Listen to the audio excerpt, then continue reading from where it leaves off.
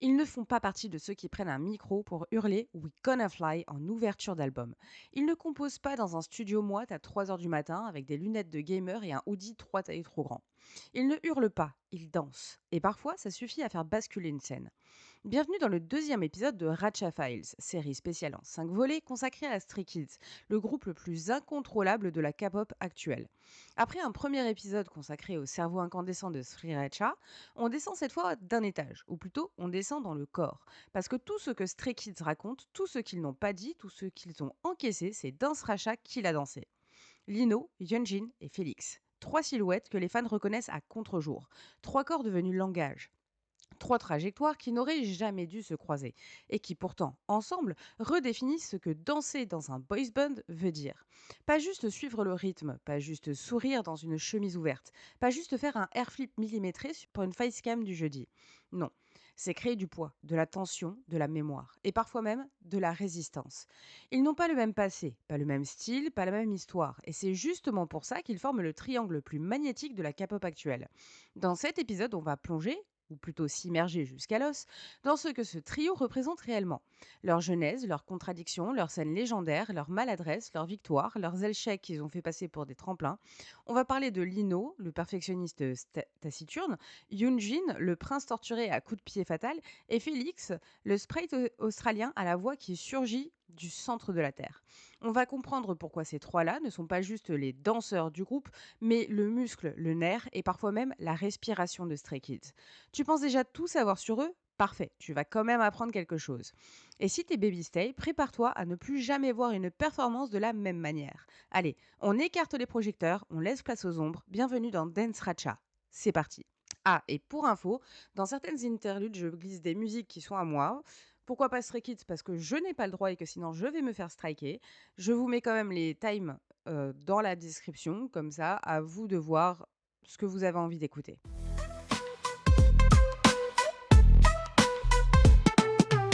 Cappuccino, egg sharp minds, brewed hot sherbra. No sugar, no filter. Sip, think, repeat. Repeat. Il y a des groupes où tout semble écrit d'avance. Les rookies sont castés à 13 ans, formés dans des pipelines d'agences, sélectionnés pour leur visage symétrique et leur aptitude à cligner de l'œil en rythme. Et puis il y a ceux pour qui le parcours commence de travers. Dance Racha, c'est ça. Trois anomalies du système, trois trajectoires bancales, inclassables, à la limite du rejet, qui paradoxalement vont poser les fondations les plus solides du groupe. Lino, c'est l'aîné du trio et probablement celui qui a la trajectoire la plus technique, la plus pro, mais aussi la plus invisible aux yeux du grand public. Il ne vient pas du moule JYP, il ne vient pas d'un moule idol, il vient de la scène, celle qu'on ne regarde pas. Né en 1998, il grandit à Gimpo, commence la danse très jeune et rejoint rapidement Soul Dance Studio, l'une des académies underground les plus sérieuses du pays. Il y apprend le hip-hop, le popping, l'urbain. Il danse dans des crews au nom sucré, mais niveau hardcore. Brownie Bros, puis Cupcake. Avec des têtes comme Badali ou Vata que le reste du monde découvrira des années plus tard.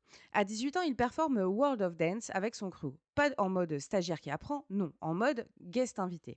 Il est déjà pro et surtout, il est backdancer pour BTS, rien que ça. Entre 2016 et début 2017, il les accompagne sur plusieurs clips Fire, Not Today, Spring Day. Il les suit sur la tournée mondiale Wings. Il est là, sur scène, derrière, à 1 mètre des projecteurs. Et c'est là précisément que quelque chose se fissure. Il l'a dit lui-même. Voir des idoles briller pendant qu'il exécute les pas sans nom derrière des écrans LED l'a confronté à une envie qu'il n'avait jamais formulée jusque-là. Être au centre, être regardé, être l'artiste, pas juste le bras droit de quelqu'un d'autre. En 2015, il tente JYP une première fois. Silence radio. 2 ans plus tard, l'agence revient vers lui. Il est recruté en juillet 2017, 3 mois avant le lancement de Stray Kids. Il est littéralement le dernier choisi. Et comme si ça ne suffisait pas, il est éliminé à l'épisode 4 du Survival Show. Trop technique, pas assez idol, pas de formation vocale, pas de présence caméra, il rate son rap, perd confiance, se fait sortir. Mais en finale, il revient, le public vote pour le sauver, et Lino, danseur de l'ombre, devient officiellement membre d'un groupe d'idoles. Pas parce que le système l'a choisi, parce que le public a refusé qu'on le laisse tomber. Yunjin, lui, C'est tout l'inverse. Pas de scène underground, pas de pack dancer, pas de volonté initiale de devenir idol. Il se fait attraper par le poignet dans un centre commercial. Véridique. Un jour au collège, en pleine virée shopping avec sa mère, un mec l'approche dans la rue et lui tend une carte de visite JYP. Yoonjin pense à une arnaque. Il rentre chez lui et googlise frénétiquement l'identité du mec. Spoiler, c'était bien un recruteur officiel. Et le plus fou, il n'a aucune formation. Zéro, nada. Pas de cours de danse, pas de chant, rien. Mais il réussit l'audition, parce qu'il dégage quelque chose, un truc animal. Il entre à JYP en 2016, à 16 ans. Et là commence le marathon. Yoonjin enchaîne les entraînements jusqu'à l'usure, tout en poursuivant ses études à la SOPA, École des arts de la scène, section danse. C'est là qu'il découvre ce que son corps peut faire, et ce que son visage peut incarner. En octobre 2017, il est présenté pour le show Stray Kids. Aucun suspense, il fait l'unanimité. Il débute officiellement en mars 2018, et dès les premières performances, on comprend que ce mec a été casté comme on castait les héros de tragédie grecque. Silhouette de prince, regard de félin, gestuelle de possédé. Ce que Yoonjin ne dit pas, il le joue et ça claque. Enfin, Félix, le glitch du système.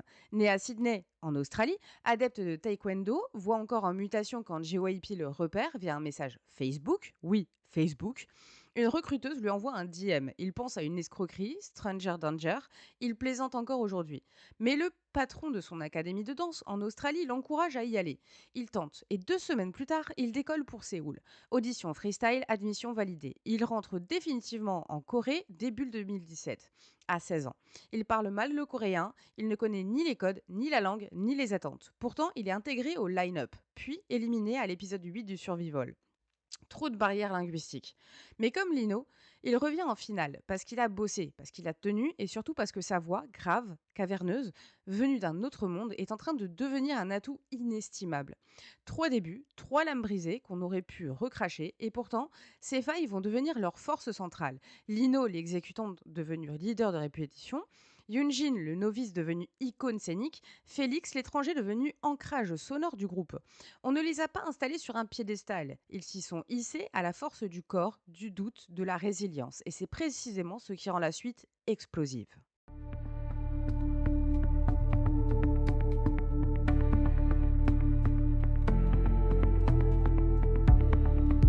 Tunnel whispers got you sent on me, on me, on me. Mark the times you crossed without a key. No key, no key. Every signal flickers you to me. To me, to me. I don't chase, I just believe.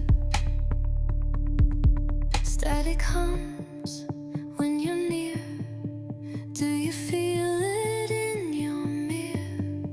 There's no name, just the sound of a presence underground. Yeah, this line never sleeps. Watch you pass, never speak. But I'm there in the glass, on repeat, repeat. And it's safe when I don't breathe. When you ride and I just speak. Rough track, no retreat. Yeah, this line never sleeps.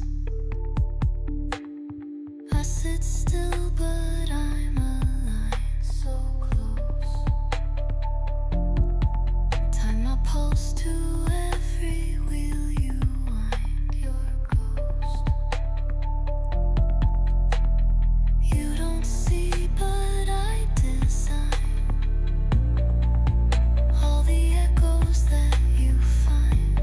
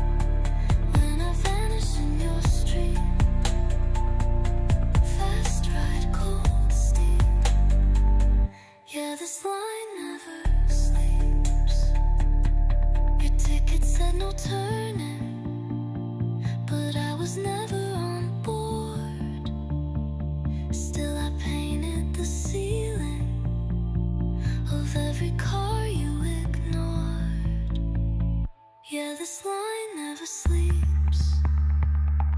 I'm the space you don't keep. Every blink I slip deep. Not a ghost, not a dream. Just the hum beneath your theme.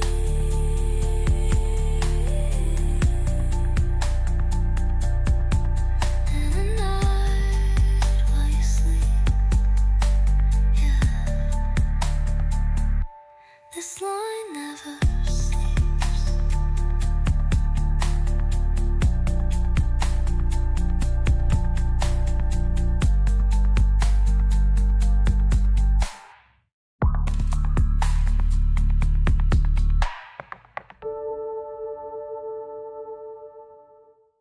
Il y a des idoles qui dansent parce que c'est dans le contrat. Et il y a ceux pour qui danser, c'est littéralement le seul moyen d'exister. Chez Lino, Yunjin et Félix, il n'y a pas d'option pause chorégraphie mignonne. Il y a le mouvement, ciselé, viscéral ou instable, comme la réponse au monde extérieur. La danse racha ne fonctionne pas parce qu'ils dansent bien, elle fonctionne parce qu'ils ne dansent jamais de la même manière. Leur trio est une anomalie calibrée. Un ancien danseur pro, un expressif tardif, un instinctif ultra physique. Et c'est dans ce déséquilibre que se crée leur alchimie. Lino est souvent décrit comme le cerveau chorégraphique du groupe. Le titre peut sembler ironique dans un groupe où Sriracha incarne justement les cerveaux producteurs, mais dans le langage du corps, c'est lui qui tient la matrice. Avant même ses débuts, il avait 8 ans de danse derrière lui. Son style d'origine, c'est le hip-hop underground, mais il maîtrise aussi le contemporain, le locking et le waking. À l'Académie Soul Dance, il a appris à frapper le rythme avec une précision militaire. Chaque articulation est sous contrôle. Aucun geste n'est lâché au hasard. Il isole ses mouvements comme un chirurgien découpe au scalpel. Il est capable de transitions parfaitement nettes entre les séquences rapides et les ralentis millimétrés. Ce qui donne à ses prestations une sensation de clarté rare dans la K-pop, où le trop-plein de mouvements brouille souvent la lisibilité scénique. Dans les performances du groupe, Lino ne cherche jamais à voler l'attention. Mais il est souvent celui que la caméra revient chercher dans les moments clés. Parce que son centre de gravité ne bouge pas, parce que ses kicks, flips ou isolations créent des micro-chocs visuels. Dans Super Bowl, il incarne à lui seul une dimension tranchante du morceau, comme une lame de cuisine parfaitement affûtée. Dans Easy, sa maîtrise de la dynamique rythme-silence rend les breaks addictifs. Et dans les lives de S-Class, ses figures acrobatiques et ses domino steps, synchronisés avec Yunjin, lui redonnent temporairement le statut de co-chorégraphe. Ce n'est pas anecdotique. Dès 2018, Bang Chan l'a désigné comme leader des répétitions chorégraphiques du groupe. Il corrige, il guide, il ajuste et parfois il compose. Son solo Down, Skazel Player de 2019, en est l'exemple parfait. Une chorégraphie qu'il a imaginée de bout en bout, alliant danse contemporaine, respiration lente et rupture interne. Une démonstration discrète mais d'un raffinement rare. C'est probablement l'un des seuls idoles de sa génération à avoir autant de légitimité dans l'art de la chorégraphie pure, sans jamais être présenté comme un chorégraphe officiel. En contraste, Yunjin, lui, a l'air de ne pas penser, il ressent. C'est une machine émotionnelle posée sur un squelette nerveux. Il n'a commencé à danser qu'à 16 ans, mais il a compensé son retard par une absorption totale du corps. Il danse comme on saigne. Ses gestes ne sont jamais neutres, ils sont toujours chargés d'intentions dramatiques. Même les poses fixes ont du poids. Ce qui le rend unique, c'est sa capacité à passer de la fluidité à la rupture, comme si un ralenti se transformait soudain en saccade. Cette tension constante entre relâchement et explosion donne à sa danse une dimension presque théâtrale. Ce n'est pas juste du style, c'est une forme de narration. Chaque performance semble raconter un drame silencieux. Dans Play with Fire, qu'il a lui-même scénographié et chorégraphié, il incarne un roi détrôné, un personnage royal rongé par la culpabilité et le désir. Sa gestuelle devient symbolique, presque liturgique. Et quand il reprend cette choré en duo avec Yeji Ditsi, 2 ans plus tard, il l'a reconstruit en miroir, prouvant qu'il ne danse jamais 2 fois de la même manière. Yunjin n'est pas seulement un interprète, il est aussi un arrangeur. Il a suggéré des choix de mise en scène pour plusieurs stages, dont la version 8 membres de Red Lights et la performance Get Lit au AAA de 2023. Il connaît son pouvoir visuel, mais ne le laisse pas stagner. Il le met au service de la forme. Sa gestuelle n'est pas là pour séduire, elle est là pour traverser. Et puis il y a Félix, l'élément instinctif, moins académique mais plus imprévisible. Au départ, sa danse repose surtout sur son énergie physique, héritée du taekwondo, et d'un sens naturel du rythme. Mais il a évolué, ses moves sont devenus plus propres, plus nets, tout en gardant une souplesse brute. Il ne cherche pas à jouer la sensualité, il joue l'impact. Ce n'est pas un danseur danseur qui s'impose par la technique chirurgicale comme Lino, ni par l'expressivité théâtrale comme Yunjin, mais par une forme de relâchement contrôlé, de fraîcheur musclée. Dans Maniac, c'est lui qui exécute le flip arrière. Dans Wolfgang, il déclenche le climax physique de la performance par un saut retourné à pleine puissance. Dans All In, ses kicks sont littéralement des armes. Sa danse est d'abord une extension de son corps athlétique, mais elle a gagné en précision et en intention au fil des années. Félix a aussi cette particularité rare. Il est capable de chanter et danser et acrobatiquement performer en même temps, sans rupture de présence. Il maîtrise son tempo, ce qui lui permet d'articuler des parties vocales même en pleine séquence physique. Il n'est pas le plus expérimenté, mais il est sans doute le plus instinctivement scénique. Il dégage une aisance, une tranquillité presque paradoxale dans l'intensité, comme s'il pouvait se reposer sur le chaos. Et dans un groupe comme Stray Kids, cette stabilité émotionnelle se traduit dans les performances. La danse racha n'est donc pas une addition. C'est une tension. C'est Lino et le cadre, Yunjin est une charge émotionnelle, Félix est la ligne d'impact. Ensemble, ils construisent une architecture dansante qui dépasse le cadre de la dance break. Ils ne sont pas les trois meilleurs danseurs de Stray Kids parce qu'ils savent faire les high kicks ou parce qu'ils ont des fancams virales. Ils le sont parce qu'ils incarnent chacun une fonction organique de la performance. Lisibilité, expressivité et résonance. C'est ça la force du trio. Pas l'harmonie, la dissonance contrôlée. Une sorte de trinôme d'ondes où l'un frappe, l'autre ondule et le dernier résonne. Et c'est cette mécanique-là qui va rendre certaines de leurs performances collectives inoubliables.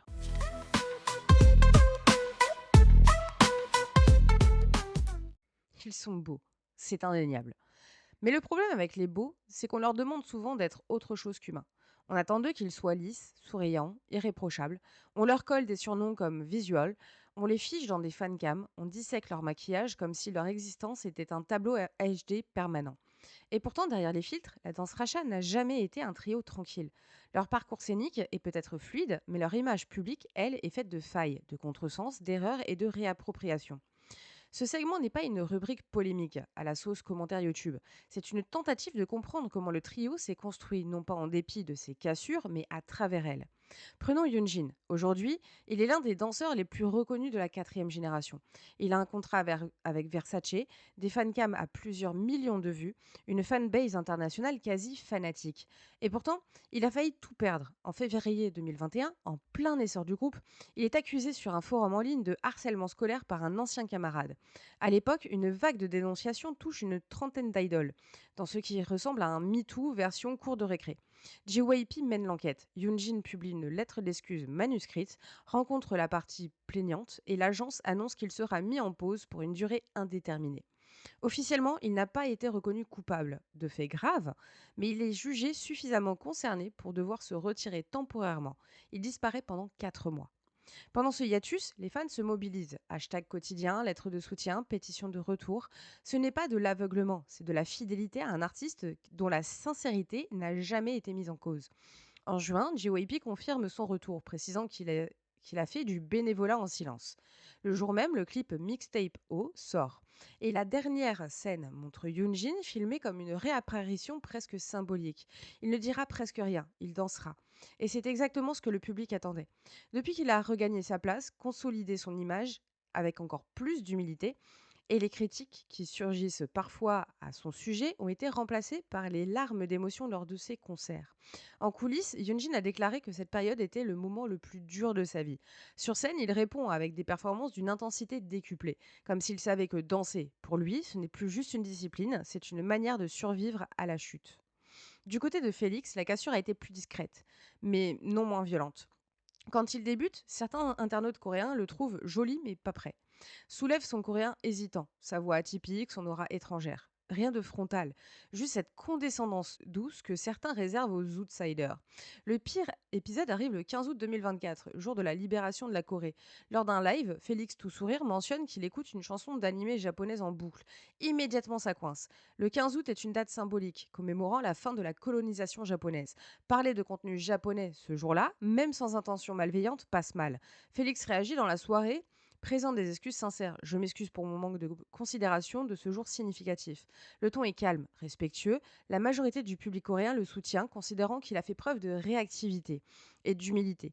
L'affaire se tasse vite, mais elle souligne un fait. En tant qu'étranger dans un groupe coréen, Félix joue toujours avec une règle du jeu légèrement différente. Il le sait, il s'adapte et il ne l'utilise jamais comme excuse. Personnellement, le moment qui m'a le plus brisé le cœur vis-à-vis de Félix, c'est une vidéo où on le voit à un fan sign et littéralement, les Coréens l'ignorent et passent aux membres suivants. Et j'ai trouvé ça, mais enfin, j'en ai presque pleuré. Bref. Quant à Lino, ce n'est pas un événement particulier qui a abîmé son image, mais plutôt un malentendu constant. Ce mec-là, dans une autre vie, aurait pu être designer industriel ou majordome dans un film de Park Chan-wook. Il est méticuleux, réservé, précis, et en K-pop, ça fait flipper. Certains fans, surtout les nouveaux, trouvent qu'il a l'air froid, peu engageant. En fansign, il ne fait pas semblant. Et s'il est fatigué, ça se voit. S'il est gêné, il ne se force pas à sourire. Résultat, certains l'accusent d'être désintéressé ou hautain. Une fan déçue par son interaction lors d'un fansign vidéo en 2020 poste même un témoignage critiquant son attitude froide. Il s'avéra plus tard qu'elle lui avait posé des questions personnelles insistantes, le mettant mal à l'aise. Depuis, il a appris à doser, à jouer le jeu, mais à sa manière. Lors d'un fansign, une stay lui dit tu fais peur aux nouveaux fans, tu as l'air froid. Il répond sans cligner des yeux Ah bon Pourtant je suis hot. Ironie maîtrisée. Depuis, cette phrase est devenue un mime.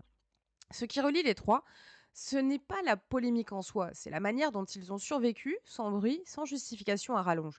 Ils ont tous choisi de réinvestir leur performance comme un espace de reconquête. Là où d'autres font des excuses publiques, eux dansent. Là où certains expliquent, eux proposent du silence scénographique. Il faut lire leur corps pour comprendre ce qu'ils ont vécu. Et ce n'est pas un hasard si certaines de leurs meilleures prestations sont venues après ces moments de rupture. Yunjin, post-hiatus, devient plus expressif que jamais. Félix, après le 15 août, double sa présence dans les campagnes mode et multiplie les interactions attentionnées avec les fans. Lino, qu'on disait distant, se montre plus protecteur envers ses membres, plus joueur, plus nuancé. Ce que le monde a voulu leur coller comme défaut, ils l'ont recyclé en signature. La danse Racha, ce n'est donc pas seulement un trio de performeurs, c'est un groupe de corps résilients.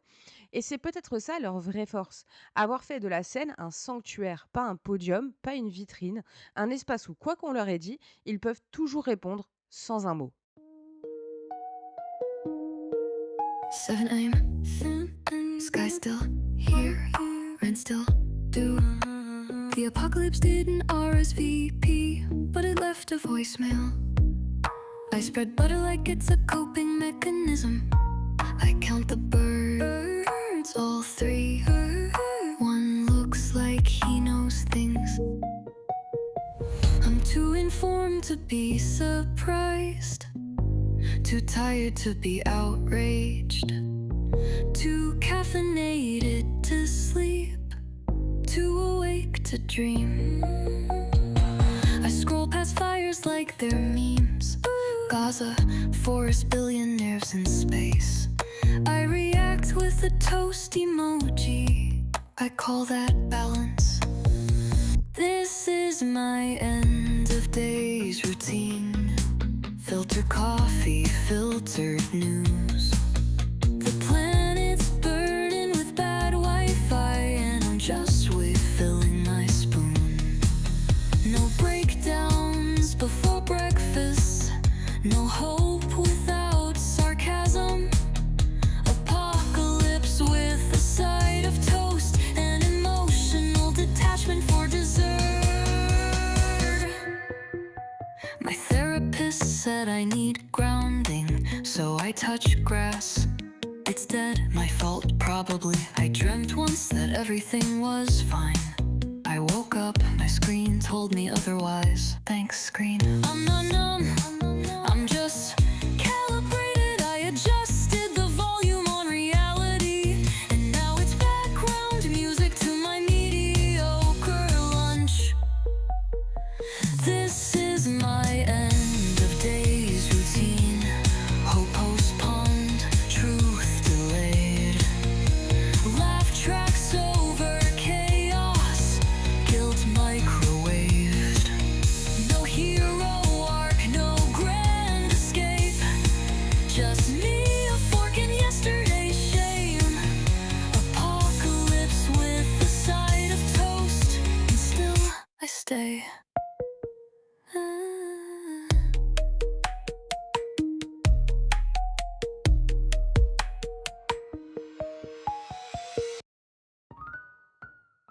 Quand on parle de performance en K-pop, on pense immédiatement à la scène. Les pas, les kicks, les drops. Mais avec la danse racha, la performance ne s'arrête jamais à la scène. Elle déborde. Elle s'infiltre dans le tissu des vêtements, dans la manière de marcher à l'aéroport, dans des posts Instagram où chaque photo semble millimétrée. Elle colonise TikTok, Studio Choom, les fancams en 4K, jusqu'à influencer directement les choix esthétiques du groupe dans les comebacks. Parce que oui, chez Lino, Hyunjin et Félix, la gestuelle devient esthétique. Et l'esthétique, à son tour, devient une forme d'expression. Ils ne s'habillent pas, ils se stylisent. Et ce qu'ils projettent sans même parler façonne leur image plus sûrement qu'un script d'émission ou un solo vocal. Prenons Yunjin. En juillet 2023, il devient officiellement ambassadeur global de Versace. Donatella herself l'invite à Milan, le place front row et le propulse dans la campagne automne-hiver de la marque.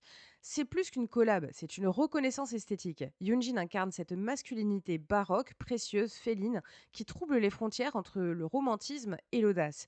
Il porte des blazers dorés, des pantalons fluides, des chemises ouvertes comme des rideaux de théâtre, et le tout sans jamais paraître déguisé. Sa démarche, son port de tête, ses manières de poser ses mains, tout est chorégraphié. Même hors de scène, son compte Instagram devient une galerie de portraits dramatiques, maquillage travaillé, coiffure audacieuse, pose sculpturale. Il déclenche des trends avec un changement de coupe, un eyeliner graphique ou un hair flip en slow motion. Chaque apparition publique est une performance visuelle, mais surtout, ce n'est jamais gratuit. Chaque tenue, chaque coiffure, chaque détail vient étendre ce qu'il est sur scène. Il ne quitte jamais vraiment son rôle de performeur, même en costume 3 pièces. Félix, lui, il s'est faufilé dans le monde de la mode d'une manière totalement différente. Il devient house ambassador pour Louis Vuitton en août 2023, après plusieurs apparitions très remarquées en front row, mais la vraie bascule a lieu en mars 2024 quand il défile pour la collection Femmes euh, Fall Winter 2024 de Louis Vuitton à la Paris Fashion Week. Oui, t'as bien lu. Félix, mannequin masculin dans un défilé femme, avec un ensemble androgyne futuriste et une démarche aussi fluide que sa diction en anglais. C'est un moment de rupture. Et c'est ce moment de ah, ok, on en est là. Le public de la mode applaudit. Les articles pleuvent, les fans explosent. En novembre 2024, il fait la couverture d'El Correa dans une édition spéciale Louis Vuitton et explique que pour lui, la mode, c'est une autre forme de narration. Il cite Kai, J-Dragon, mais aussi les créateurs comme Virgil Abloh et parle de sa volonté de brouiller les codes. Ce qui frappe, c'est que son image publique, construite d'abord sur une voix grave et un visage d'ange, devient un terrain d'expérimentation. Félix en jupe, en croc-top, en harnais pailleté, aucun problème. Il peut faire exploser un pas de danse ou lancer un regard caméra ultra doux. Lui aussi performe, même quand il est debout. Lino, plus discret, n'a pas encore de contrat exclusif avec une maison de luxe. Mais ça ne veut pas dire qu'il ne joue pas le jeu. En septembre 2021, il participe avec Yunshin et Félix à la campagne Hetero Heartbeat, shootée dans une ambiance éco-chic avec la collection capsule Paisley. Le trio, en tenue coordonnée, y incarne une masculinité élégante, presque aristocratique. Mais ce qui ressort chez Lino, c'est sa capacité à porter des pièces exigeantes, des bustiers, des ensembles asymétriques, des vestes structurées, sans jamais avoir l'air d'un pantin stylé. Il garde cette attitude stoïque, ce regard coupant, ce port droit. Et c'est justement cette posture qui plaît au styliste. Il est aussi apparu dans Arena Home Plus Single ou encore des scènes dans des pièces très risquées, comme ce bustier noir pailleté corsé sur S-Class. Ce qui a déclenché une vague de gifs et de lino-surf sur les réseaux. Hors scène, son style est simple, hoodie noir, jean droit, mais sur scène, il devient une icône silencieuse et son aura prend toute sa dimension dans l'équilibre entre contrôle et flamboyance. On l'a également vu bien évidemment chez Gucci l'été dernier. Au-delà de la mode, c'est les plateformes de performance visuelle que la danse rachat a frappé le plus fort. Studio Choom, TikTok, Fancam, tous les formats où le corps est roi les placent systématiquement en tête d'affiche. L'exemple le plus flagrant, c'est le Artist of the Month de Yoonjin sur Motley Crue, où il passe de l'urban au contemporain et en un plan séquence filmé comme un court métrage. Mais il y a aussi Be Original de Stray Kids, où les plans les plus longs sont réservés à E3. Dans celui de Maniac, Lino expose en dance break. Yunjin enchaîne les ruptures de tempo et Félix claque son flip en fond de cadre.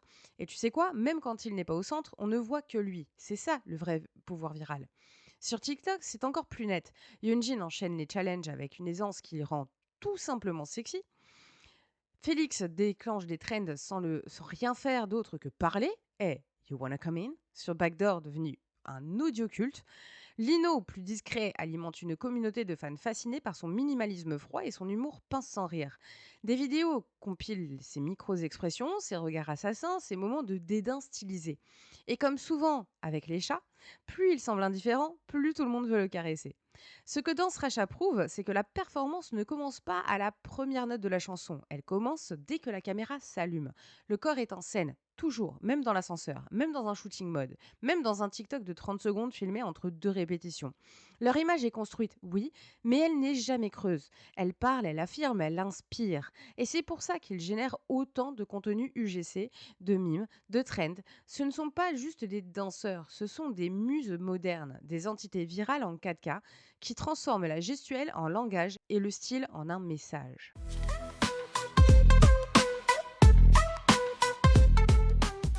Quand ils montent sur scène, il se passe quelque chose que même les projecteurs ne peuvent pas expliquer. Une tension, une présence, un avant et un après. Lino, Yunjin, Félix, trois noms que tu connaissais peut-être déjà, mais maintenant tu sais ce qu'ils ont traversé. Tu sais ce qu'ils racontent avec leur corps, même quand ils ne prononcent aucun mot. Tu sais que danser, pour eux, ce n'est pas un accessoire, c'est vital. C'est là que tout commence, c'est là que tout revient. Ils sont l'ossature mobile de Stray Kids, le souffle, le rythme cardiaque, le muscle émotionnel. Sans eux, la scène ne respire pas pareil. Et ce n'est pas une question de qui danse mieux, c'est une question de présence, d'identité et d'incarnation. Alors la prochaine fois que tu regardes un live de God's Menu ou de Taste ou de Maniac, regarde bien. Regarde la précision de Lino et qui corrige encore mentalement chaque pas en plein direct. Regarde Yunjin qui serre la mâchoire comme s'il retenait une tempête. Regarde Félix qui saute comme si ses baskets touchaient à peine le sol. Regarde vraiment et tu comprendras. Parce qu'ils ne dansent pas pour être regardés, ils dansent pour ne pas disparaître.